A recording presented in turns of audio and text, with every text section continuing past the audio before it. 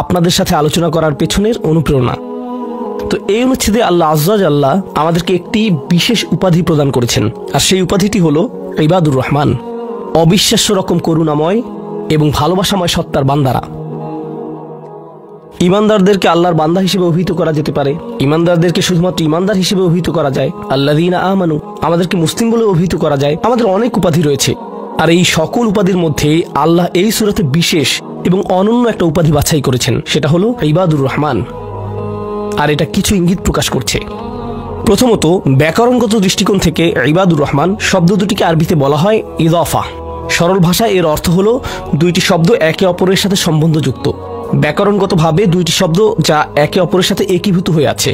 আর ব্যাকরণগতভাবে বলা যায় যে মুদাফ এবং মুদাফ ইলাইহির মাঝে কোনো কিছু আসার সুযোগ নেই, তারা অবিচ্ছেদ্য।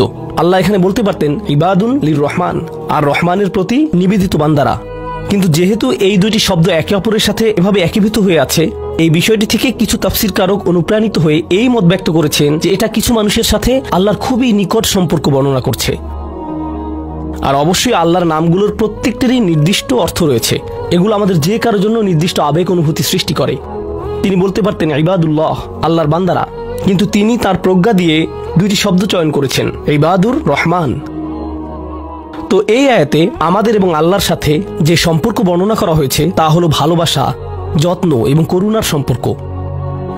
আমাদেরকে আল্লাহর ভালোবাসা, যত্ন এবং করুণার চাদরে জড়িয়ে নেওয়া হয়েছে। আয়াতগুলোর অগ্রসর হওয়ার সাথে সাথে বক্তব্যের বিষয়বস্তুকে দুটি ভিন্ন দৃষ্টিভঙ্গি থেকে দেখা সম্ভব। একটি দৃষ্টিভঙ্গি হলো কিছু মানুষের বিশেষ কিছু গুণ রয়েছে। বিশেষ এই মানুষগুলো কারা?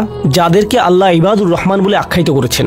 এই দৃষ্টিভঙ্গি অনুযায়ী এই হলো গুণাবলীগুলোর একটা তালিকা। যদি এর সবগুলোর অধিকারী হতে না পারেন, আপনি আসলে ব্যর্থ হয়েছেন। এটা হলো একটা দৃষ্টিভঙ্গি। তো আমাদের যে কারোর জন্য আমরা যদি প্রথম দৃষ্টিভঙ্গি দিকে লক্ষ্য করি, তখন বলবো আমি তো তাহলে অকৃতকার্য হয়ে গেলাম। কিন্তু এটাকে দেখার আরেকটা পরিষ্কার দৃষ্টিভঙ্গি রয়েছে, আর সেটা হলো এই প্রত্যেকটি হলো পৃথক শ্রেণীর মানুষের জন্য। তাদের প্রত্যেকেই হলেন পৃথক শ্রেণীর মানুষ। তাদের মধ্যে সাদৃশ্যপূর্ণ বৈশিষ্ট্য হলো তারা সকলেই ইমানদার। কিন্তু এক্ষেত্রে একটা বিষয় হলো, আর এই ধারণাটি আমি সূচনায় আপনাদেরকে বলবো, আমরা সকলে একরকম নই। যেমন আজকের জুমার পর এক নারীর সাথে আমার সাক্ষাৎ হয়েছে। তিনি আমার কাছে এসে বললেন আমি প্রতিদিন 3 ঘন্টা ধরে তাহাজ্জুদের নামাজ পড়ি।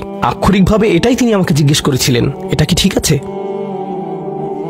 আর আমি বলেছিলাম আপনাকে এর জন্য পুরস্কৃত করা উচিত, কারণ অনেকের জন্য নিয়মিত 5 মিনিট তাহাজ্জুদ পড়াও অসম্ভব। কখনো কখনো মানুষের জন্য সময় মতো ফজরের নামাজে ওঠা অত্যন্ত কঠিন হয়ে যায়, আর এই নারী 3 ঘন্টা নামাজ পড়ছেন। আমি বললাম কিসের তাড়নায় আপনি এটা করতে পারছেন? তিনি বললেন কি করব, আমি টিভি দেখব, তার চেয়ে বরং আল্লাহর সাথে কথা বলে সময় কাটাই। এটাই তিনি আমাকে বলেছেন। আমি সম্মানিত বোধ করছি যে তিনি আমার কাছে এসে প্রশ্নটি করেছেন। আমার উচিত ছিল তার কাছ থেকে পরামর্শ নেওয়া, এমন মানুষের কাছ থেকে যারা আল্লাহর নৈকট্যপ্রাপ্ত। আমি যা বলতে চাচ্ছি তা হলো আমরা সকলে একরকম নই। তিনি যা করেছেন আমি তা করতে পারবো না, আমি সত্য কথা বলছি। এই নারী যা করেন আমি তা করতে সক্ষম নই, আর আমি তার এই যোগ্যতার প্রতি সম্মান জানাই। আল্লাহ এই অভ্যাস বজায় রাখতে তাকে দৃঢ়তা দান করুন। কিন্তু আমরা তো জানি এমন মানুষ রয়েছেন যারা অন্যদেরকে সাহায্য করার ক্ষেত্রে অসাধারণ। তাদের যোগ্যতা, তাদের পারদর্শিতা হলো অন্য মানুষকে সাহায্য করা। আরেক ধরনের মানুষ রয়েছে যাদের এই গুণটি রয়েছে যে যখন তারা মানুষের চারপাশে থাকেন মানুষ ভালো অনুভব করে, এটাই তাদের যোগ্যতা। আপনি শুধু তাদের কাছে যাবেন, যদি তারা কোনো কথা নাও বলেন, আপনি শুধু তাদের সাথে সময় কাটাবেন, তখন নিজের ভিতর একটা প্রশান্তি অনুভব করবেন, শান্তি অনুভব করবেন। আল্লাহ আমাদের সকলকে বিচিত্র যোগ্যতা দিয়েছেন। এই অনুচ্ছেদের ব্যাপারে এই বিষয়টাই আমার কাছে অনেক বেশি বিশ্বাসযোগ্য মনে হয় যে এটা বিভিন্ন ইমানদারদের জন্য বিভিন্ন বিচিত্র গুণাবলীর উল্লেখ করেছে। ইমানদারদের একটি শ্রেণীর বিশেষ এক ধরনের গুণাবলী রয়েছে, ইমানদারদের অন্য একটি শ্রেণীর অন্য ধরনের গুণাবলী রয়েছে, সেটা তাদেরকে বিশেষ বৈশিষ্ট্যমণ্ডিত করে। আর আমরা যখন এই আয়াতগুলোতে অগ্রসর হব, আপনি হয়তো দেখবেন যে প্রথমটি আমার সাথে মিলছে না। আমি আশা করছি যে কমপক্ষে একটি গুণের অধিকারী হব। আপনি হয়তো একের অধিক গুণের সাথে মিল খুঁজে পাবেন, আর সেটাও আপনাকে ইবাদুর রহমান হিসেবে অন্তর্ভুক্ত করবে। এখানে প্রথম গুণটি চমৎকার। হয়তো ভাবতে পারেন যে আল্লাহ তাআলা হয়তো সবচেয়ে নৈকট্যপ্রাপ্ত বান্দাদের দিয়ে শুরু করবেন, যাদেরকে তিনি সবচেয়ে ভালোবাসেন। হয়তো তিনি তাদেরকে দিয়ে শুরু করবেন যারা সবচেয়ে বেশি নামাজ পড়ে, যারা তার উপাসনা সবচেয়ে বেশি করে, যারা আল্লাহর প্রতি আধ্যাত্মিক ধ্যানে সবচেয়ে মগ্ন। কিন্তু আল্লাহ কি দিয়ে শুরু করলেন? তিনি বললেন আল্লাযীনা ইয়ামশুনা আলাল আরদি হাওনা, অবিশ্বাস্য রকম করুণাময় সত্তার বান্দারা। এই বিশেষ মানুষগুলো হলো তারা যারা বিনম্রতার সাথে পৃথিবীতে চলাফেরা করে। আল্লাযীনা ইয়ামশুনা আলাল আরদি হাওনা। সামনে এগোনোর আগে এটা দিয়ে কি বোঝাচ্ছে তা আমাদেরকে উপলব্ধি করতে হবে। এর অর্থ এটা না যে আপনি যখন রাস্তায় হাঁটবেন অর্ধেক রুকু করা অবস্থায় হাঁটবেন, এরকম ভাবে মাথা নিচু করে রাখবেন আর বলবেন যে আমি বিনয় প্রকাশ করছি। এটা বিনয় প্রকাশ করা নয়। আপনি সোজাভাবেই হাঁটবেন। আপনি মানুষের সাথে তাচ্ছিল্য সহ কথা বলবেন না। আর আলাল আরদি এই ধারণাটি হলো যেখানেই যান, হয়তো ঘরে থাকতে পারেন, হয়তো কাজে থাকতে পারেন, হয়তো শিক্ষা প্রতিষ্ঠানে থাকতে পারেন, হয়তো আপনার কর্মচারীদের সাথে কাজে আছেন, হয়তো আপনার নিয়োগদাতার সাথে কথা বলছেন, হয়তো কথা বলছেন শিশুদের সাথে, অথবা কথা বলছেন বড়দের সাথে, হয়তো আপনার বাবা মায়ের সাথে কথা বলছেন, হয়তো এটা অন্য কেউ, হয়তো এটা মুসলিম হতে পারে অথবা অমুসলিম। যখনই মানুষের সাথে কথা বলেন এক ধরনের বিনয় থাকতে হবে। যেভাবে আপনি তাদের সাথে কথা বলবেন, কাউকে মূল্যহীন বোধ করাবেন না আপনার কথার দ্বারা। যেভাবে তার দিকে তাকান, যেভাবে নিজেকে উপস্থাপন করেন, এটাই আল মাশি আলাল আরদি হাওনা, পৃথিবীর বুকে বিনয় সহকারে চলাফেরা করা, বিনম্রভাবে। আপনারা দেখবেন যে কোরআনে বিভিন্ন রকমের অহংকারের কথা এসেছে। এখন এখানে সবাই জানেন যে অহংকার হলো হৃদয়ের একটা ব্যাধি, এটা থাকে হৃদয়ের ভিতর, তাই না? কিন্তু ভিতরে যখন কোনো ব্যাধি থাকে, যেমন কোনো ভাইরাস যদি ভিতরে থাকে, বাইরে এর কিছু লক্ষণ প্রকাশ পায়, উচ্চ তাপমাত্রা, ঘাম, এই ধরনের লক্ষণ। কোরআন তুলে ধরছে অহংকারের কিছু লক্ষণ। উদাহরণস্বরূপ আল্লাহ বর্ণনা করছেন যেভাবে মানুষ অন্যের দিকে তাকায়। কোরআন বলছে যে এমন মানুষ ছিল যারা রাসূল সাল্লাল্লাহু আলাইহি সাল্লামের দিকে এভাবে দৃষ্টিপাত করত, ইয়াকাদুল্লাযীনা কাফারু লা ইযলিকুনাকা বিআবসারিহিম। তারা এত কঠিনভাবে আপনার দিকে তাকায় যে তারা যেন তাদের দৃষ্টি দ্বারা আপনাকে মাটিতে ফেলে দেবে, এরকম কঠিনভাবে তারা আপনার দিকে তাকায়। অন্য কথায় তারা কোনো কিছু বলেনি, তারা কোনো কিছু করেনি। তাদের অহংকার কোথায় ছিল? শুধুমাত্র তাদের মুখমণ্ডলে, শুধুমাত্র তাদের চোখে। তো তরুণদের জন্য এটা একটা উপদেশ। তোমার বাবা মা হয়তো তোমার সাথে কিছু নিয়ে চিৎকার করছেন, সেটা ন্যায্য বা অন্যায্য যাই হোক, আর তুমি বসে বসে শুনছো, আর তোমার রক্ত গরম হয়ে উঠছে এবং পাল্টা চিৎকার করতে মন চাইছে, কিন্তু তুমি শুধু কুৎসিত চাহনি দিয়ে তাদের দিকে তাকিয়ে আছো। এই কুৎসিত চাহনি দিয়ে তাকিয়ে আছো, আর তোমার মা বলছেন আমার দিকে এভাবে তাকিয়ে আছো কেন? আমি তো কোনো কথা বলিনি। তুমি কিছু বলনি, এটা পুরস্কার পাওয়ার মতো কিছু না। তুমি কিছু বলনি, এটা পুরস্কার পাওয়ার মতো কিছু না। কারণ অধ্যত্ব শুধু তোমার কথাতেই থাকে না। তবে অভিনন্দন যে তুমি কোনো কিছু বলনি, এটা অপেক্ষাকৃত ভালো, কারণ সেটা তাহলে আরো খারাপের দিকে যেত। কিন্তু এক ধরনের অধ্যত্ব, ক্রোধ এবং বিনয়ের অভাব আমাদের চোখে মুখে ফুটে ওঠে। সুম্মা নজর, সুম্মা আবাসা অবাসার, সুম্মা আদবার ওয়াস্তাকবার। শুধু যেভাবে কারো দিকে তাকান, শুধু যেভাবে ভ্রু কুঁচকান, শুধু যেভাবে চোখ ঘুরান, কখনো কখনো যেভাবে কারো দিকে তাকান, কখনো কখনো যেভাবে কারো দিকে না তাকান। কেউ আপনাকে সালাম দিয়েছে, আপনি তার দিকে তাকালেন না, অন্যদিকে ফিরলেন এবং তা উপেক্ষা করলেন, অথবা শুধু ওয়ালাইকুম আসসালাম বললেন। আপনি সালামের জবাব দিয়েছেন, কারণ তা না হলে তো গুনাহ হতে পারে, কিন্তু জবাব দিলেন খুবই নিচু স্বরে, এটা নিশ্চিত করার জন্য যাতে সে শুনতে না পায় আর সে মনে করলো যে আপনি জবাব দেননি। এরকম যে আল্লাহ জানেন যে আমি জবাব দিয়েছি, কিন্তু আমি তাকে এটা জেনে পরিতৃপ্তি লাভ করতে দিব না যে আমি তার সালামের জবাব দিয়েছি। তো যখন সে এসে বলে যে ভাই আমি তো আপনাকে সালাম দিয়েছি, আপনি জবাব দেননি, আমি তো জবাব দিয়েছি, এটাও হাউন এর অভাব। আল্লাযীনা ইয়ামশুনা আলাল আরদি হাওনা। মানুষের প্রতি বিনয়, শিশুদের প্রতি করুণা, বয়স্কদের প্রতি করুণা, এমন মানুষদের প্রতি করুণা যারা এর যোগ্য না।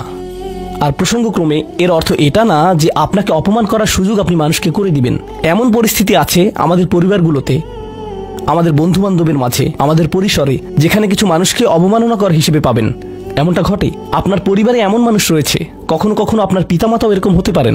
এটা খুবই কষ্টদায়ক বিষয়, এটা খুবই অন্যায্য বিষয়, আর আপনাকে এগুলো সবসময় শুনতে হয়, বারবার শুনতে হয়। শ্রোতাদের ভিতরে এমন নারী রয়েছেন যাদেরকে আমি দেখতে পাচ্ছি না, তারা পর্দার আড়ালে রয়েছেন, কিন্তু তারা যে অবস্থাতেই থাকেন, হয়তো শ্বশুরবাড়ির আত্মীয় অথবা ভাই বোন বা অন্য কারো কাছ থেকে তাদের কথা শুনতে হয়, আর তাদের এটা সব সময় শুনতে হয়, আর এগুলো শুনে তাদের রক্ত গরম হয়ে যায়। তখন কি করবেন? আপনাকে তখনও বিনয় ধরে রেখে যা করা শিখতে হবে তা হলো প্রথমত সেরকম পরিস্থিতি থেকে দূরে থাকবেন। যদি জানেন যে মেজাজের ভারসাম্য হারিয়ে ফেলবেন, তখন সেখান থেকে বেরিয়ে যান। এই মুহূর্তে আমি এই আলোচনায় অংশ নিতে পারবো না, দুঃখিত, আমি একটু হাঁটতে যাব। রাগে বিস্ফোরিত হয়ে যাওয়ার আগে এটা থেকে বেরিয়ে যান। এটাই প্রথমত এবং প্রধানত ইয়ামশুনা আলাল আরদি হাওনা। যুক্তিসঙ্গতভাবেই আয়াতটিতে এর সাথে যা সম্পর্কিত, ওয়া ইযা খাতাবাহুমুল জাহিলুনা ক্বালু সালামা, অল্প অল্প করে অবিশ্বাস্য কিছু শিক্ষা এখানে প্রদান করা হয়েছে। আরবি ভাষায় ইযা অর্থ যদি না, এর অর্থ যখন। যখন বিরক্তিকর ব্যক্তিরা, যখন সেই ব্যক্তিরা যাদের নিজস্ব নিয়ন্ত্রণ নেই, এরা যখন তাদের সাথে কথা বলে, যখন মূর্খ লোকেরা তাদের সাথে কথা বলে, এখানে বলা হচ্ছে না যে যদি তারা কথা বলে, বরং আয়াতে বলা হচ্ছে যখন তারা কথা বলে। আল্লাহ আমাকে এবং আপনাকে জানিয়ে দিচ্ছেন যে এমন লোক সব সময় থাকবে যারা আমাদের উদ্দেশ্যে কথা বলবে, যারা আমাদের সাথে আলোচনায় অংশ নিবে, যারা আমাদের সাথে ভাব প্রকাশ করবে। তাদের আচরণ হয়তো ভালো হবে না, এরকমটা ঘটবে, এটা এড়াতে পারবেন না। এই ধরনের অপ্রীতিকর অভিজ্ঞতার শিকার আপনাদের প্রত্যেককেই হতে হবে, আমি সহ। এমন লোক থাকবে যারা জাহেল। এখানে জাহেল অর্থ উপলব্ধি করুন। জাহেল অর্থ শুধুমাত্র মূর্খ না। যখন মুসা আলাইহিস সালামকে গরুর বাছুর সম্পর্কে জিজ্ঞেস করা হলো, তিনি বলেছিলেন যে তোমাদেরকে একটি গরু কুরবানি করতে হবে। আর তারা বলেছিল, তুমি কি তামাশা করছো? আতাত্তাখিযুনা হুজুয়া, তুমি কি আমাদের সাথে উপহাস করছো? আমাদেরকে গরু কুরবানি করতে হবে? এখানে আমাদের সামনে জটিল পরিস্থিতি রয়েছে, কিন্তু কোনো গরু কুরবানির প্রয়োজন নেই। তিনি আসলেই রেগে গেলেন। আপনারা জানেন যখন মুসা আলাইহিস সালাম রেগে যান তখন তিনি কিছু একটা করে ফেলতে পারেন। তো তিনি তৎক্ষণাৎ আল্লাহর কাছে প্রার্থনা করলেন এবং বললেন, আউযু বিল্লাহি আন আকুনা মিনাল জাহিলিন, আমি জাহেলদের অন্তর্ভুক্ত হওয়া থেকে আল্লাহর আশ্রয় প্রার্থনা করি। এর অর্থ মূর্খ নয়, কারণ স্পষ্টতই মুসা আলাইহিস সালাম ছিলেন পৃথিবীর জ্ঞানী মানুষদের একজন। তিনি অজ্ঞতা নিয়ে কথা বলছেন না। তিনি বলছেন, আমি আমার আবেগের উপর নিয়ন্ত্রণ হারানো থেকে, মেজাজের নিয়ন্ত্রণ হারানো থেকে আল্লাহর আশ্রয় প্রার্থনা করছি, এমন জিনিস বলা থেকে অথবা করা থেকে যা আমি এখন করতে চাই, কিন্তু আমাকে নিজেকে সংযত করতে হবে। এখন এই উপলব্ধি থেকে আলোচ্য আয়াতটিতে আসুন। এরকম মানুষ রয়েছে যারা সবচেয়ে জঘন্য কথা বলে, কিন্তু তাদের কোনো লাগাম নেই। কথাগুলো আপনার হৃদয় থেকে এসে মস্তিষ্ক হয়ে এরপর তা জিহ্বাতে যাওয়া উচিত, কিন্তু এই পথে কিছুটা লাগাম থাকতে হবে। আমার হয়তো এটা বলা উচিত না, আমি কিছু একটা অনুভব করছি, হয়তো গালি বের হয়ে যাবে, সেটা গলায় পৌঁছে গিয়েছে, কিন্তু সেটা আমার মুখ দিয়ে বেরিয়ে আসা উচিত না, আমার সেটা গিলে ফেলা উচিত। কিন্তু কিছু মানুষ রয়েছে তাদের মাথায় যা আসে তাই বলে ফেলে। কারোর সাথে আপনার 6 মাস পরে দেখা হলো কোনো একটা পার্টিতে, ঈদের সময় অথবা অন্য কোথাও, হে আসসালামু আলাইকুম, আপনি তো মোটা হয়ে গেছেন, সবার সামনেই। এটা কেমন কথা? আপনি এটা মনে মনে আনতে পারেন আর নিজের মনে মনে মাশাআল্লাহ বলতে পারেন, কিন্তু সবার সামনে কেন আপনাকে এই কথা বলতে হবে? হেই, তুমি তো কয়েক বছর আগে পড়ালেখা ছেড়ে দিয়েছিলে, এখনো পাস করনি, এখনো ফেল অবস্থাতেই আছো। মানুষ আপনাকে এরকম কথা বলে আর এটা আপনাকে রাগান্বিত করে। এই অবস্থায় কি করবেন? আল্লাহ বলেছেন, এটা আপনার মনের বিনয় প্রকাশের অংশ। এভাবেই আল্লাহ আমাদের বিনয় যাচাই করবেন। আর প্রসঙ্গক্রমে তারাই হয়ে থাকে আমাদের সবচেয়ে কাছের মানুষ, যার অর্থ আপনি এই ধরনের পরিস্থিতিতে বারবার বারবার বারবার পড়বেন। কিভাবে এটা থেকে বেরিয়ে আসবেন? আল্লাহ বলছেন, ওয়াইযা খাতাবাহুমুল জাহিলুনা ক্বালু সালামা। এটা দিয়ে কতিপয় জিনিস বোঝায়। আমি এখানে সেই কয়েকটি শিক্ষা নিয়ে আলোচনা করব। যখন এমনটা ঘটবে, আপনার তাৎক্ষণিক প্রতিক্রিয়া হবে শান্তি, ক্বালু সালামা। এটা দ্বারা বিদায়ও বোঝাতে পারে। আপনি বলবেন, সালাম, আমি আর এই আলোচনা চালিয়ে যেতে চাই না, আমি সম্মানজনকভাবে আপনাকে বিদায় জানাবো। ও দাঁড়ান, আমার তো একটা মিটিং আছে। এর বাকি অংশটুকু আপনি মনে মনে বলতে পারেন আল্লাহর সাথে দোয়া করার জন্য, কিন্তু এটা তার কাছে প্রকাশ করার প্রয়োজন নেই। শুধু বলুন যে আমার একটা মিটিং আছে, আর সেখান থেকে চলে আসুন, কারণ আপনি এটা নিতে পারবেন না। তারা সেখান থেকে বেরিয়ে আসে সম্মানজনকভাবে, এটা একটা অর্থ। যখন জঘন্য মানুষ আপনার কাছে আসে, বেরোবার পথ খুঁজে বের করবেন। কোরআন এই সূরাতে আরো পরে যা বলেছে যে মাররু কিরামা, সম্মানজনকভাবে তারা এটা অতিক্রম করে চলে যায়। কিছু কিছু মানুষ আছে যারা এমন কথা বলতে চায় যা আপনাকে রাগান্বিত করবে। তারা আসলে এটা করে মজা পায়। তারা কথা বলবে শুধু আপনাকে উত্তেজিত করার জন্য। আর তাদের কেউ কেউ জানে যে ঠিক কি বলতে হবে, কারণ তারা আপনার সাথে আগেও কথা বলেছে। আর তারা জানে যে কোন জিনিস আপনাকে রাগিয়ে তুলে, তাই তারা জানে যে কোন বাটনটি প্রেস করতে হবে আর কিভাবে আপনাকে বিরক্ত করতে হবে। আপনি বসে আছেন, আমি উত্তেজিত হব না, আমি উত্তেজিত হব না, আমি উত্তেজিত হব না, কিন্তু তার কথা শুনে আপনি বিশাল দানবে পরিণত হয়ে গেলেন, যার ফলে সব ধ্বংস হয়ে যাবে। আর সেই ক্ষেত্রে আপনাকে আগে এটা রোধ করতে হবে। আপনি এখানে কথা বলতে পারেন আর বলতে পারেন যে, দেখুন, আমি এই বিরোধ চাই না, আসুন শান্তিপূর্ণ সময় ব্যয় করি, আসুন এই বিষয়টা নিয়ে আজ আর কথা না বলি, এতে অনড় থাকুন। এটা দিয়েও ক্বালু সালামা বোঝায়। আমি আপনার সাথে ঝগড়া করতে চাই না, আমি শুধু চাই আলোচনাটা যাতে কুৎসিত পথে এগিয়ে না যায়। কখনো কখনো আমরা ভদ্রতা দেখাই, আর সেই সুযোগে মানুষ আমাদেরকে অসম্মানজনক কথা বলতে থাকে, এবং আত্মবিশ্বাসের সাথে মানুষকে জানিয়ে দিবেন যে তাদেরকে থামতে হবে, তারা সীমা ছাড়িয়ে যাচ্ছে। এটা সঠিক নয়, এমনটা করা সম্মানহীনতা নয়, শিষ্টাচার বহির্ভূত নয়। আপনি নিজের জন্য রুখে দাঁড়াতে পারেন, কিন্তু এটা শুধু মর্যাদাপূর্ণ উপায়ই করতে হবে, এমনভাবে যা শান্তিপূর্ণ। এছাড়াও সালামা শব্দটিকে অনেকেই অবস্থা হিসেবেও দেখেছেন। অন্য কথায়, যখন তারা জবাব দেয় তারা পরিপূর্ণ শান্তিপূর্ণ অবস্থায় থাকে, এটা ভিন্ন একটা অর্থ। যখন জঘন্য মানুষের আপনার সাথে কথা বলে, তারা আপনাকে বিরক্ত করে, তারা রাগান্বিত করে, তারা মিথ্যার পর মিথ্যা, মিথ্যার পর মিথ্যা, মিথ্যার পর মিথ্যা বলে, আর আপনাকে সেখানে বসে এটা শুনতে হয় যেন এটা সত্য। আর তারা এটা অন্য মানুষের সামনে বলে, আর আপনি কোনো কারণ ছাড়াই ঝামেলায় পড়ে যান। যখন আপনি জবাব দেন, আপনার জবাব যাই হোক, জবাবটা শান্ত হওয়াটাই উত্তম। যখন জবাব দিবেন, আপনাকে শান্ত এবং পরিশীলিত হতে হবে। এটাই ক্বালু সালামা। আর যারা জীবনে এটা ধারণ করতে পারে তারা আল্লাহর কাছে বিশেষ মানুষ, ইবাদুর রহমান। অন্য কথায়, এই অনুপ্রেরণাটিকে আমাদের মনে রাখতে হবে। সেই রকম সময়ে যেই ব্যক্তির সাথে আপনি কথা বলছেন সে এর যোগ্য না, বরং সে হয়তো চপটাঘাত পাওয়ার যোগ্য। আপনাদের কেউ কেউ হয়তো প্রতিউত্তর দেয়ায় খুবই পারদর্শী, কেউ হয়তো আপনাকে বিদ্রুপাত্মক কিছু বলছে, আপনি তাকে কথা দিয়ে পিষে ফেলতে পারবেন। ও মাই গড, আপনার মাথায় যে জবাবগুলো আসে, তালিকা করা একাধিক জবাব, আমি কি এ বি সি বলবো নাকি উপরের সবগুলো একসাথে বলবো, আপনার মাথায় এটা চলছে।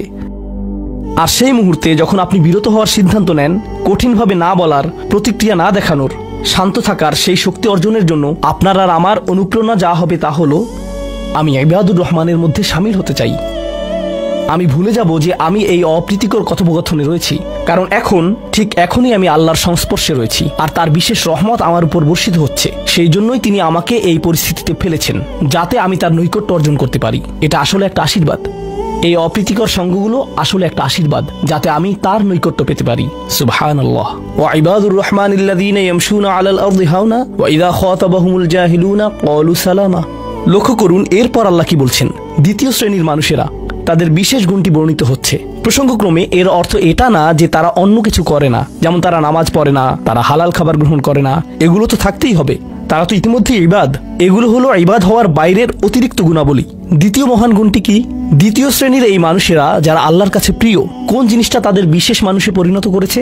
ওয়াল্লাযীনা ইয়াবিতুনা লিরাব্বিহিম সুজ্জাদান ওয়া কিয়ামান। যারা রাত্রি অতিবাহিত করে তাদের প্রভুর উদ্দেশ্যে সিজদারত এবং দণ্ডায়মান অবস্থায়। তারা লোকচক্ষুর অন্তরালে গভীর রাতে নামাজে মশগুল থাকেন, কারণ তারা জানেন যে রাতের গভীরে আল্লাহ তাদের সবচেয়ে নিকটে থাকেন। আমাদের অনেকের জন্য এটা অনেক কঠিন যে আল্লাহ যদি তার সবচেয়ে নৈকট্যপ্রাপ্ত মানুষদের কথা বলেন, এই শ্রেণীর মানুষদের দিয়ে শুরু করাটাই প্রত্যাশিত ছিল। এটাই প্রত্যাশিত ছিল যে আল্লাহ এমন মানুষদের দিয়ে শুরু করবেন যারা সবচেয়ে বেশি নামাজ আদায় করে, বিশেষত এমন সময়ে যখন তিনি নিকটে থাকেন, যা হলো রাতের মধ্যপ্রহর।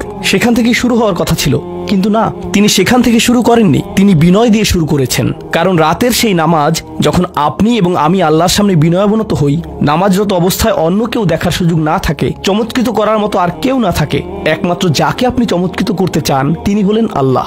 আপনার আত্মাভিমান চলে গিয়েছে, আল্লাহর সম্মুখে দণ্ডায়মান হয়ে আপনি পূর্বেকৃত সকল অপরাধ স্বীকার করেছেন, আল্লাহর সাথে আপনি উন্মুক্ত আলোচনায় রত আছেন, সকল অহংকার থেকে মুক্ত হয়ে। যদি নিজেকে অহংকার মুক্ত করতে চান, প্রথম ধাপটি হলো আপনি কি মানুষের সামনে অহংকারকে বিসর্জন দিতে পারেন, আর তারপর আল্লাহর সম্মুখে উপস্থিত হন। আমরা এমন অনেক মানুষদের কথা জানি যারা ইবাদতে পারদর্শী, কিন্তু মানুষের কাছে তারা খারাপ হিসেবে বিবেচিত। এটা আদর্শ নয়। এখানে একটি শ্রেণীকে অগ্রাধিকার দেওয়া হয়েছে, আর এরা তারাই যারা মানুষের সাথে বিনয়ী। তারপর যারা আল্লাহর সামনে বিনয়াবনত হয়ে উপস্থিত হয়, এটা অর্জন করা সহজ নয়।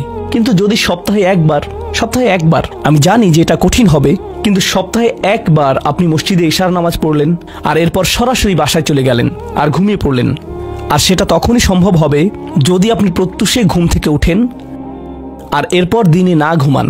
তো ফজরের সময় উঠুন, এরপর ঘুমাবেন না, নিজেকে পরিশ্রান্ত করুন, এশা পড়ুন, এরপর ঘুমাতে যান। এরপর অ্যালার্ম দিয়ে রাখুন, ফজরের 30 মিনিট আগে অ্যালার্ম সেট করুন, উঠে গিয়ে কয়েক রাকাত নামাজ পড়ুন। শুধু এটুকুই করুন, নিজের মতো করে এটা করুন। এজন্য অন্য কারো ঘুম ভাঙাবেন না, এটা নীরবে করবেন। ঘরের কোনো এক কোণে চলে যান, সেখানেই নামাজ পড়ুন। যদি সপ্তাহে একবার বা দুবারও এটা করতে পারেন, যে প্রশান্তি পাবেন, আল্লাহর সাথে যে সম্পর্ক অনুভব করবেন, সেটা আপনাকে সবচেয়ে কঠিন সময়েও সাহায্য করবে। আল্লাহ আমাদেরকে এই মানুষদের অন্তর্ভুক্ত করে দিন। ওয়াল্লাযীনা ইয়াবিতুনা লিরাব্বিহিম সুজ্জাদান ওয়া কিয়ামা।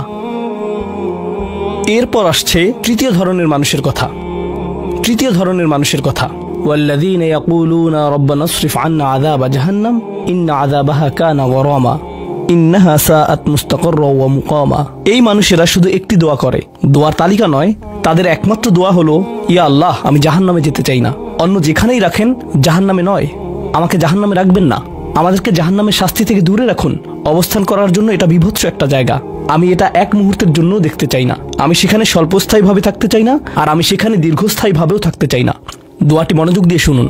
ইন্নাহা সাআত মুস্তাকাররা ওয়া মুকামা। প্রথমত, এটা একটা শাস্তি, এটা বিশাল একটা সাজা। আমি সেখানে স্বল্প মেয়াদের জন্য থাকতে চাই না, আর আমি সেখানে দীর্ঘমেয়াদের জন্যও থাকতে চাই না। কিছু মানুষ রয়েছে যারা সেই একই রোগে আক্রান্ত হয়েছে, উম্মার মধ্যে, মুসলিমদের মধ্যেই একই রোগ যা বনী ইসরাইলেরও ছিল। তারা বলেছিল আল্লাহ আমাদেরকে শাস্তি দিবেন না, ইল্লা আইয়াম মাদুদা, দিলেও কয়েকদিনের জন্য। মুসলিমদের মনোভাবও এমন হয়েছে, তারা বলে আল্লাহ আমাদের শাস্তি দিবেন, কিন্তু তা তো চিরদিনের জন্য না, তাই না? আমরা মুসলিম, একসময় আমরা ঠিকই বেরিয়ে আসব। ঠিক আছে, ভালো, আমি জাহান্নামে যাব, কিন্তু এটা হবে দীর্ঘ সাপ্তাহিক ছুটির মতো, আর তারপর আমার আর সমস্যা নেই। দেখুন আল্লাহর নৈকট্যপ্রাপ্ত মানুষদের দোয়া, তারা আল্লাহকে বলছেন, ও আল্লাহ, আমি জাহান্নামে যেতে চাই না, স্থায়ীভাবে না, অস্থায়ীভাবেও না। আমি স্বীকার করছি যে অবস্থানের জন্য এটা বিভৎস একটা জায়গা, মুস্তাকররান ওয়া মুকামা, শুধু থামার স্থান হোক অথবা চিরকালীন স্থান হোক, আমি এগুলোর কোনোটাই চাই না। এর অনেক অন্তর্নিহিত অর্থ রয়েছে, আমি আপনাদের শুধু একটির কথা বলছি।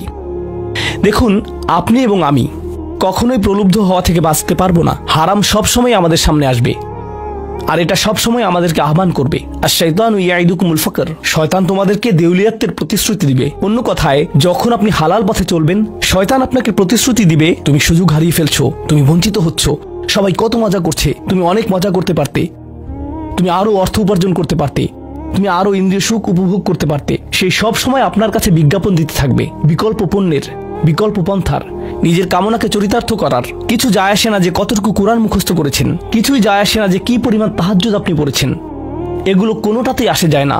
শয়তান থামবে না। দিন শেষে আপনি তো একজন মানুষই, দিন শেষে কামনা বাসনাগুলো আপনার মাঝে থাকবে, আর শয়তান থামবে না, সে আপনার পেছনে লেগেই থাকবে। শয়তানের একটা কৌশল আল্লাহ বর্ণনা করেছেন, তার মনস্তাত্ত্বিক কৌশলটি হলো যায়্যানা লাহুমুশ শাইতানু আমালাহুম, শয়তান তাদের কাজগুলোকে তাদের কাছে আকর্ষণীয় করে দেয়। শয়তান আপনার কাছে আসবে, আপনাকে প্রলুব্ধ করবে, তখন আপনি বলবেন হ্যাঁ এটা খারাপ, কিন্তু আমি তো অনেক ভালো কাজও করি। হ্যাঁ আমি এলোমেলো কাজ করছি, কিন্তু আমি তো নামাজও পড়ছি, আর আমি তো কাফেরও না, তো সমস্যার কিছু নেই, আর এইবার করেই আমি থেমে যাব। এমন না যে আমি এটা করতেই থাকবো, শুধু একবারই করব। এভাবে নিজেকে সব ধরনের যুক্তি দিতে থাকেন, নিজে নিজে এটাকে বৈধতা দিতে থাকেন। আপনার চিন্তায় এটা এখন আর অতটা খারাপ না, আর তারপর যখন এমন মানুষ চারপাশে থাকেন যাদেরকে বলেন যে এটা তো খারাপ, আর তারপর যখন এমন মানুষের চারপাশে থাকেন যাদেরকে বলেন যে এটা তো খারাপ, তারাও আপনাকে বলে না ভাই কাম অন, এটা অতটা খারাপ না, থামো তো, এরকম কথা বলো না, না আল্লাহ ওইরকম না, আল্লাহ তোমাকে শাস্তি দিবেন না, কেন এরকম হতাশাজনক কথা বলছো, তুমি অতিরিক্ত চিন্তা করো। আপনি তা শুনেন, আর এটা আপনাকে প্রভাবিত করতে শুরু করে। কিন্তু যখন কাজটা করে ফেলেছেন, যেটাই করেছেন, হতে পারে এটা অ্যালকোহল অথবা অন্য কোনো মাদক, এটা কারোর সাথে সম্পর্ক হতে পারে, সেটা যাই হোক, যখন নিজেকে বলেন যে এটাই শেষবার, কিন্তু এটাই শেষ তো না, কারণ যখনই কাজটা ঘটে যায় আর কয়েকদিনের মধ্যে অনুশোচনাও কেটে যায়, তখন মোবাইলে আরেকটা মেসেজ চলে আসে, তারপর আরেকটা দাওয়াত আসে, তারপর আপনি বলেন না এটাই শেষবার, আবারও সেই চক্রে আটকে যান, আর আবারও সেটা করেন, আর তা করতেই থাকেন। শয়তান ঠিক এটাই চেয়েছিল। মানুষ এই চক্র বন্ধ করতে পারে, আল্লাহর প্রতি নিবিষ্ট হয়ে বলতে পারে ইয়া আল্লাহ, আমার বন্ধুরা কি বলছে তাতে কিছু যায় আসে না, শয়তান কি ওয়াসওয়াসা দিচ্ছে তাতে কিছু যায় আসে না, কতবার এই বিভৎস চক্রে আটকা পড়েছি তাতে কিছু যায় আসে না। আমি ফিরে আসলাম, আমি ফিরে আসলাম, আমি ফিরে আসলাম 2 দিন অনুতপ্ত থেকে আবারও পাপে লিপ্ত হওয়া থেকে। আমি ফিরে আসলাম আপনার কাছে ক্ষমা চাওয়ার পর আবারও পাপ করা থেকে। ওয়ালাম ইউসিরু আলা মা ফাআলু ওয়া হুম ইয়ালামুন, তারা পাপ কাজগুলো বারবার করে না, আর তারা জানে যে তারা কি করছে। আমি সেই লোকদের অন্তর্ভুক্ত হব না। ওয়ালাইসাতিত তাওবাতু লিল্লাযিনা ইয়ামালুনা সাইয়্যাত, তওবা অনুশোচনা তাদের জন্য কাজ করে না যারা পাপ করতেই থাকে। এমনকি তওবা করার পরেও এটা সেই মানুষদের জন্য না যারা এই চক্রে আটকে যায়, এটা তাদের জন্য যারা বলে ইয়া আল্লাহ, আমি জাহান্নামে যেতে চাই না, আমি জাহান্নামের যোগ্য অনেক কাজ করেছি, কিন্তু এখন আমি থেমে যাচ্ছি। আর এটাই চূড়ান্ত। তারা হলেন আল্লাহর কাছে বিশেষ মানুষ, কারণ আল্লাহ জানেন এটা কতটা প্রলুব্ধকারী ছিল, আল্লাহ জানেন সেই আসক্তি কতটা শক্তিশালী ছিল, আল্লাহ জানেন পাপের কত গভীরে আপনি ছিলেন, আল্লাহ জানেন আপনার উপর শয়তানের সেই দীর্ঘ নিয়ন্ত্রণের কথা, আর আপনি সেই নিয়ন্ত্রণ ভঙ্গ করতে এবং আল্লাহর কাছে ফিরে আসতে সক্ষম হয়েছেন। আল্লাহর পথে আপনার এই যাত্রা অন্য মানুষের তুলনায় অনেক কঠিন, আপনার সামনের প্রলোভনগুলো অনেক শক্তিশালী, আপনার প্রতি অভিকর্ষের টানটি অনেক বেশি শক্তিশালী, আর এর সাথে লড়াই করে যেহেতু আল্লাহর কাছে এসেছেন, তাই আপনি বিশেষ মর্যাদা সম্পন্ন। এটা মনে করবেন না যে আমি তাহাজ্জুদ পড়ি না তাই আমি অতটা ভালো না, অথবা আমি আরবি জানি না, বা আমি এখনো সম্পূর্ণ কোরআন পাঠ করিনি, আর আমি তাজবিদের নিয়মগুলো জানি না। না না না না না, আপনার বিশেষত্ব এজন্য না যে আপনি 17 বার হজ করেছেন। আপনার জ্ঞান এবং ইবাদতের জন্য আপনি আল্লাহর কাছে বিশেষ না, আপনি আল্লাহর কাছে বিশেষ মর্যাদা সম্পন্ন, কারণ আপনি পাপ থেকে বেরিয়ে এসেছেন। আর আপনি শুধু তার ভয়েই ভীত। এটাই আপনাকে আল্লাহর কাছে বিশেষ মর্যাদা সম্পন্ন করে। তাই আপনিও ইবাদুর রহমান। তো এখান থেকে আল্লাহ আমাদেরকে সম্পূর্ণ বিপরীত দিকে নিয়ে যাচ্ছেন। এই প্রত্যেক শ্রেণী সম্পর্কে চিন্তা করুন, কিভাবে এগুলো আপনার সাথে প্রাসঙ্গিক, কিভাবে আপনি আল্লাহর কাছে বিশেষ মর্যাদা সম্পন্ন হতে চান, কিভাবে আপনি আল্লাহর নৈকট্য পেতে চান, কিভাবে আমি আল্লাহর নৈকট্য পেতে চাই। আমাদের কাছে এটা আসলে কতটা মূল্যবান। পাপ হলো এক প্রকারের ভালোবাসা। আমরা এর মোহে পড়ে যাই, আমরা এতে আসক্ত হয়ে যাই। আর এই অনুচ্ছেদটি আসলে ভালোবাসার একটা প্রতিযোগিতা। কারণ আপনি ইন্দ্রিয় সুখ ভালোবাসেন, আপনি এই পাপগুলোকে ভালোবাসেন, আর আপনি তা ছাড়তে চান না, কারণ এতে আপনার সুখানুভূতি নষ্ট হবে। আর অন্যদিকে আল্লাহ বলছেন, আমি আমার নিজের দ্বারা সেই সুখকে প্রতিস্থাপন করে দিব, আমি এটাকে আমার নৈকট্য দ্বারা প্রতিস্থাপন করে দিব। আল্লাহ এই সুযোগ দিয়েছেন। আপনার নিজেকে এই সমীকরণের আলোকে সিদ্ধান্ত নিতে হবে।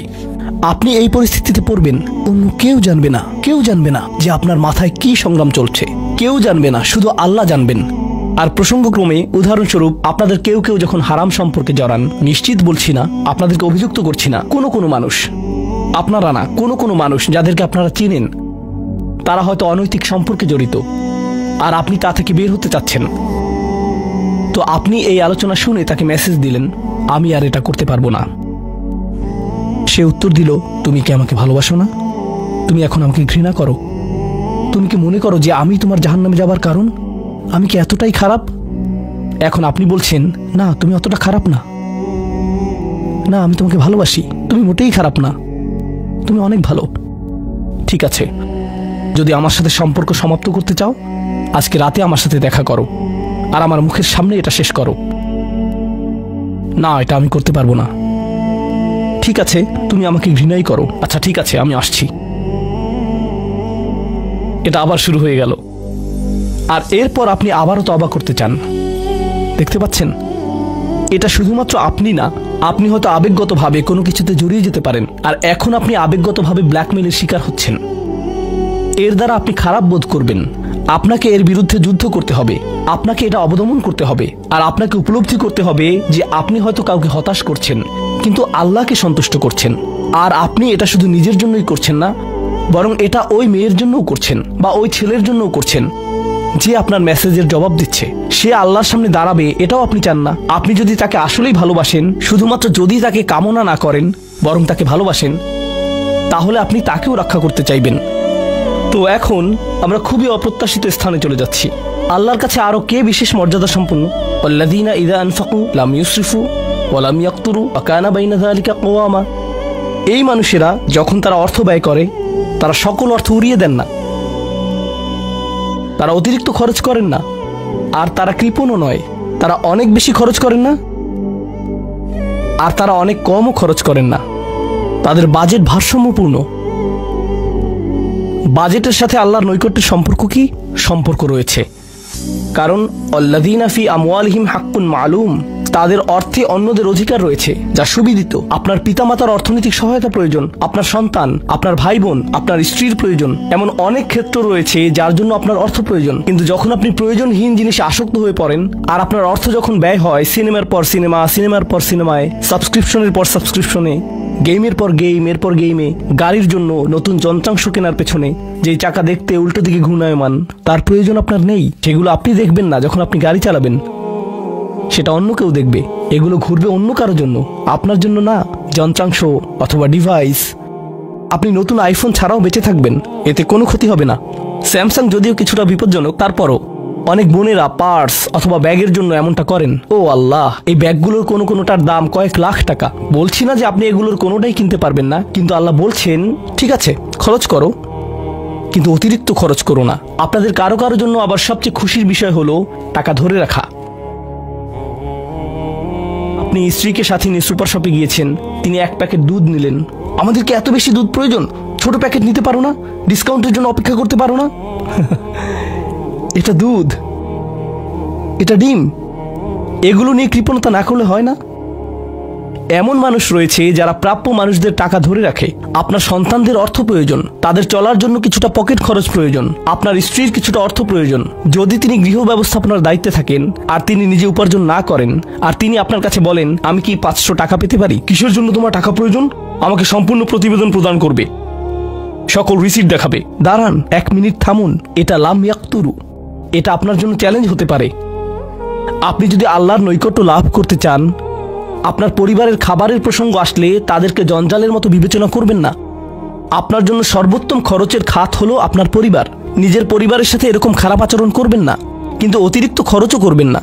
অন্যরা এমন আছে যারা টাকা উড়ায়। আল্লাহ হয়তো আপনাকে কিছুটা অর্থ দিয়েছেন, আর আপনি আপনার 16 বছরের সন্তানকে BMW কিনে দিলেন যাতে সে রাস্তার পাশে লাগিয়ে দিয়ে অ্যাক্সিডেন্ট করতে পারে, আর তারপর তাকে আরেকটা কিনে দিলেন। না না না, আপনি এমনটাও করতে পারবেন না। লাম ইউসরিফু ওয়া লাম ইয়াকতুরু ওয়া কানা বাইনা যালিকা কওয়ামা। তারা একটি ন্যায্য ভারসাম্যপূর্ণ পন্থা অবলম্বন করে এই দুই অবস্থার মাঝে অবস্থানের জন্য। পরবর্তী গুণটি আমার প্রিয়, মনোযোগ দিয়ে শুনুন। এরা সবাই একটি শ্রেণী। ওয়াল্লাযীনা লা ইয়াদউনা মা'আল্লাহি ইলাহান আখার ওয়া লা ইয়াকতুলুনা আন-নাফসা আল্লাতী হারামাল্লাহু ইল্লা বিল হক ওয়া লা ইয়াজনুন ওয়া মান ইয়াফআল যালিকা ইয়ালকা আসামা।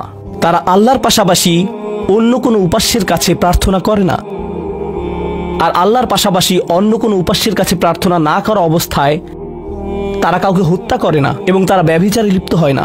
3টি বিষয়। তারা আল্লাহ ছাড়া কারো কাছে প্রার্থনা করে না, এর সাথে রয়েছে তারা হত্যা করে না, এবং তারা ব্যভিচার করে না। 3টি বিষয় একসাথে, 3টি বিষয় একসাথে।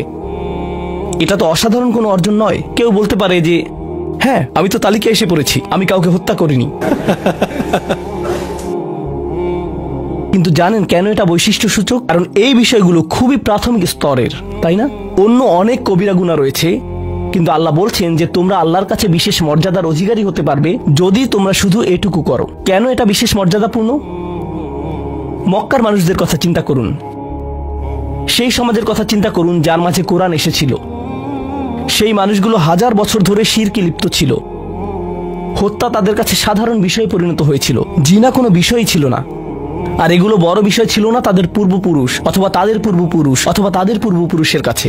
এগুলো ছিল জীবনেরই অংশ। জীবন ছিল গ্যাংস্টারের মতো।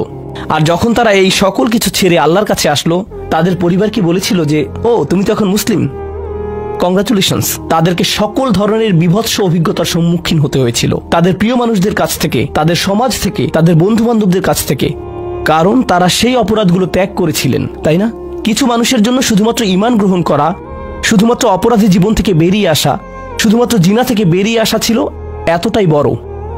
আপনারা যারা সম্মানিত পরিবারে বেড়ে উঠেছেন, পরিশুদ্ধ পরিবেশের মাঝে ছিলেন, আপনার জন্য সেই ধরনের বিপত্তিতে না পড়াটা সহজ অথবা সহজতর। এখনকার সময়ে যে কোনো কিছুই সহজ, কিন্তু আপনাদের যারা অমুসলিম অবস্থা থেকে এসেছেন, আপনি চারপাশে অপরাধ সংঘটিত হতে দেখেছেন, আপনি চারপাশে মাদকের আসর দেখেছেন, আপনি চারপাশে নারী লিপ্সা দেখেছেন, প্রত্যেক সাপ্তাহিক ছুটির দিনই ক্লাবে যেতেন, আর তারপর আপনি আল্লাহর পথে আসলেন, আপনি ঈমান গ্রহণ করলেন। সেই জীবন থেকে আপনার এই যাত্রাটি ছিল বিশাল এক যাত্রা, আর আল্লাহ এটা স্বীকার করেছেন এবং বলেছেন যে এটা বেশ বড় ব্যাপার যে কিছু মানুষ এমনটা করেছে। শুধু এই বিবেচনায় তারা বিশেষ মর্যাদাময়, তারা অন্য কিছু জানে না, তাদের ব্যাপক কোনো জ্ঞান নেই, কিন্তু মূল বিষয় হলো তারা আল্লাহর সন্তুষ্টির জন্য হিজরত করেছেন, তারা সেই বড় পাপগুলো থেকে আল্লাহর অভিমুখে যাত্রা করেছেন। এটা অবিশ্বাস্য। কিন্তু এই আয়াতগুলোতে আল্লাহর করুণা এখনো সমাপ্ত হয়নি। প্রথমত সেই 3টি বিষয় যা আমি উল্লেখ করেছি, শিরক বা আল্লাহ সম্পর্কে অশ্রদ্ধা প্রদর্শন করা, হত্যা এবং ব্যভিচার, এগুলো অনেক বড় পাপ। তো আল্লাহ কি বলছেন? ইউদাআফ লাহুল আযাবু ইয়াউমাল কিয়ামা ওয়া ইয়াখলুদ ফীহি মুহানা। এমন মানুষের জন্য শাস্তি দ্বিগুণ করা হবে, আর তারা সেখানে থাকবে অপমানিত অবস্থায়। এই পাপগুলো আল্লাহর কাছে ছোট বিষয় না, বিশেষত 3টা পাপ একসাথে। কিন্তু প্রসঙ্গক্রমে সবচেয়ে খারাপ অপরাধ শিরক। সবচেয়ে খারাপ অপরাধের মধ্যে দ্বিতীয়টি হলো যখন আপনি একজন ব্যক্তিকে হত্যা করেন। এটা কাকে হত্যা করার সমতুল্য? গোটা মানবজাতিকে। এটা হলো দ্বিতীয় বৃহত্তম অপরাধ। আর তারপর তৃতীয় বৃহত্তম অপরাধ কোনটি? জিনা। এই 3টি একসাথে এসেছে একটি আয়াতে। সেজন্য আল্লাহ বলছেন যে এই ব্যক্তিটি বিশেষ ধরনের শাস্তি পাবে, আর সে এই শাস্তিতে রয়ে যাবে অপমানিত অবস্থায়। কিন্তু এমনকি খারাপের ভিতর সবচেয়ে খারাপ, এরপর সবচেয়ে খারাপ ব্যক্তিটি, এই ব্যক্তিটি এজন্য সবচেয়ে খারাপ না যে সে একটি জিনিস করছে, বরং সে সবচেয়ে খারাপ কারণ সে 3টি জিনিসই করেছে। 3টি জিনিসই করেছে। এটা জাহান্নামের হ্যাট্রিক অর্জনের মতো। আর সম্পর্কে আল্লাহ কি বলছেন? তিনি বলছেন ইল্লা মান তাবা ওয়া আমানা ওয়া আমিলা আমালান সলিহা। অর্থাৎ যে অনুতপ্ত হয়েছে, ঈমানের পথে ফিরে এসেছে এবং তখন থেকে ভালো কাজ শুরু করেছে, তার জন্য নিয়মের ব্যতিক্রম হবে। এটা উপলব্ধি করাটা গুরুত্বপূর্ণ। আল্লাহ বর্ণনা করছেন নিকৃষ্টের মধ্যে নিকৃষ্ট, আর চেয়েও নিকৃষ্ট। আর তারপর বলেছেন এমনকি সেই ব্যক্তির ক্ষেত্রেও যদি সে আমার কাছে ফিরে আসে আমি তাকে শাস্তিতে নিক্ষেপ করব না। কিন্তু এতটুকু যথেষ্ট না। আমরা কথা বলছি ইবাদ আর রহমানের ব্যাপারে, যিনি অবিশ্বাস্য রকমের করুণাময় সত্তা। তো তিনি তাদেরকে শুধুমাত্র জাহান্নাম থেকে রক্ষা করেই ক্ষান্ত হবেন না, তিনি আরো কি করবেন? ফাউলাইকা ইউবাদদিলুল্লাহু সাইয়্যাতিহিম হাসানাত, সেই মানুষগুলোর মহাপাপগুলোকে প্রতিস্থাপিত করবেন। আর আমি আপনাদেরকে মনে করিয়ে দিচ্ছি সেই পাপগুলো কি? শিরক। ইন্নাশ শিরকা লাযুলমুন আযীম, হত্যা। কাআন্নামা কাতালান নাসা জামিআ, সে যেন গোটা মানব জাতিকে হত্যা করলো। এবং জিনা, ব্যভিচার, সবচেয়ে বড় পাপ এগুলো। আল্লাহ বলছেন যে পাহাড় সমান তাদের এই সমগ্র পাপ কাজগুলোকে আমি প্রতিস্থাপন করে দিব ভালো কাজ দিয়ে। কিন্তু তারা এখনো কোনো ভালো কাজ করেনি, তারা এখনো নামাজ পড়েনি, তারা এখনো ইবাদত করেনি, তারা এখনো হজ করেনি, তারা এখনো দান করেনি। তারা মূলত যা করেছে তা হলো অনুতপ্ত হয়েছে। আর এখন থেকে তারা ভালো কাজ করবে। আল্লাহর জন্য এতটুকুই যথেষ্ট। তাদের পাহাড় সম পাপগুলো নিবেন যা তাদেরকে চিরকাল জাহান্নামে নিক্ষেপ করতে অপমানিত অবস্থায়, আর তিনি এই পাহাড় সম পাপগুলোকে নিয়ে পাহাড় সম ভালো কাজে পরিবর্তিত করে দিবেন। এটাই আল্লাহ করবেন তাওবাকারীদের জন্য। আপনিও বিশেষ মর্যাদার অধিকারী হবেন, শুধু তাওবা করুন। তো আপনি যখন বসে বসে এটা শুনছেন আর ভাবছেন আমি তো বেশ বড় ভুল করে ফেলেছি, এখানে হয়তো এমন কেউ বসে আছে যিনি কাউকে হত্যা করেছেন, এরপর জেলে গিয়েছেন এবং মুক্তি পেয়েছেন। কিভাবে আল্লাহ আমাকে ক্ষমা করবেন? আপনাদের কেউ কেউ হয়তো ব্যভিচারের ভুল করে ফেলেছেন, আল্লাহ আপনাদেরকে রক্ষা করুন। আপনাদের কেউ কেউ হয়তো সেই পথে অগ্রসর হচ্ছেন, আপনাদের কেউ কেউ হয়তো শিরক করেছেন। সকল ধরনের অপরাধ সংঘটিত হচ্ছে, আর মানুষ সকল ধরনের অপরাধে লিপ্ত হচ্ছে। আপনি যদি তওবা করেন এবং আল্লাহর কাছে ফিরে আসেন, এই সকল অপরাধ শেষ হয়ে যাবে। কিন্তু এরপর আপনাকে ভালো পথে চলতে হবে। ওয়া আমিলা আমালান সলিহা ফাউলাইকা ইউবাদদিলুল্লাহু সাইয়্যাতিহিম হাসানাত। অন্য কথায়, যখন আপনি আল্লাহর কাছে ফিরে আসবেন, এটা প্রকৃত অর্থেই প্রত্যাবর্তন হতে হবে, এটা কৃত্রিম হতে পারবে না। ওয়া কানাল্লাহু গফুরুর রহিমা, আর আল্লাহ সর্বদাই ক্ষমাশীল, অতিমাত্রায় ক্ষমাশীল, সর্বদা প্রেমময়, যত্নশীল এবং করুণাময়। আমার সময় ফুরিয়ে যাচ্ছে, কিন্তু আপনাদের সাথে আরো কয়েকটা বিষয় শেয়ার করতে চাই। আসুন এই তালিকাটা প্রথমে শেষ করি, এটা শেষের দিকে। কেউ বলতে পারে যে আমি শিরক করিনি, আমি হত্যা করিনি, আমি জিনাও করিনি, আমি শুধু ছোট বিষয়গুলো করেছি, যেমন আমি ফজরের নামাজ পড়িনি, একদিন ফ্রিজ থেকে আমার ভাইয়ের চকলেট